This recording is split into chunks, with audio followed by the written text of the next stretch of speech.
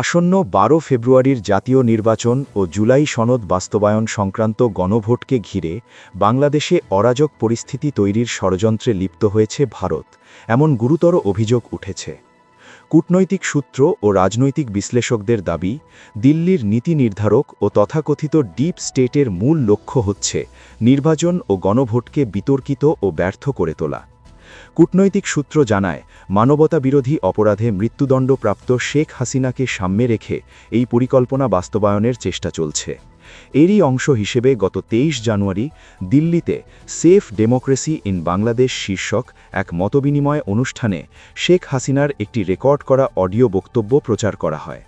ওই বক্তব্যে তিনি আসন্ন নির্বাচন বয়কট ও প্রতিহতের আহ্বান জানিয়ে সহিংসতা উস্কে দিয়েছেন বলে অভিযোগ উঠেছে। এ ঘটনার তীব্র প্রতিবাদ জানিয়েছে ড.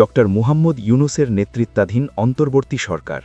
পররাষ্ট্র মন্ত্রণালয়ের এক বিবৃতিতে বলা হয়, দিল্লির মাটিতে দাঁড়িয়ে একজন দণ্ডিত ব্যক্তিকে বাংলাদেশের সরকার উৎখাত ও নির্বাচন ভণ্ডুলের উদ্দেশ্যে উস্কানিমূলক বক্তব্য দেবার সুযোগ দেওয়া বাংলাদেশের সার্বভৌমত্ব ও অভ্যন্তরীণ বিষয়ে নগ্ন হস্তক্ষেপ।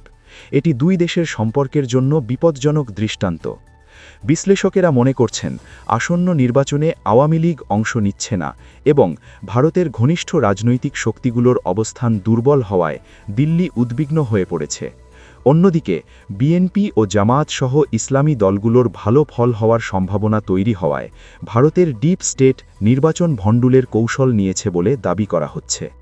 কূটনৈতিক সূত্র আরও জানায়, দিল্লির ওই অনুষ্ঠানের আয়োজন ও শেখ হাসিনার অডিও প্রচারের পেছনে ভারতীয় গোয়েন্দা সংস্থাগুলোর সরাসরি ভূমিকা ছিল।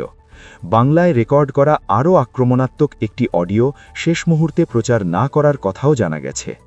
এদিকে সাবেক সেনাপ্রধান ইকবাল করিম ভূঁইয়া তার ভেরিফাইড ফেসবুক স্ট্যাটাসে ঘটনাটির কঠোর সমালোচনা করে বলেন, শেখ হাসিনাকে আশ্রয় দিয়ে ভারত বাংলাদেশের নিরাপত্তা ও সার্বভৌমত্বে হস্তক্ষেপ করছে।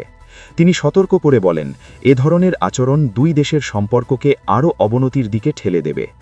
রাজনৈতিক বিশ্লেষকেরা মনে করছেন, নির্বাচনকে কেন্দ্র করে যে কোনো ধরনের সহিংসতা ও ষড়যন্ত্র প্রতিহত করতে সরকার, রাজনৈতিক দল ও জনগণকে সর্বোচ্চ সতর্ক থাকতে হবে। অন্তর্বর্তী সরকারও নির্বাচন বানচালের যে কোনো অপচেষ্টা কঠোরভাবে দমন করার ঘোষণা দিয়েছে।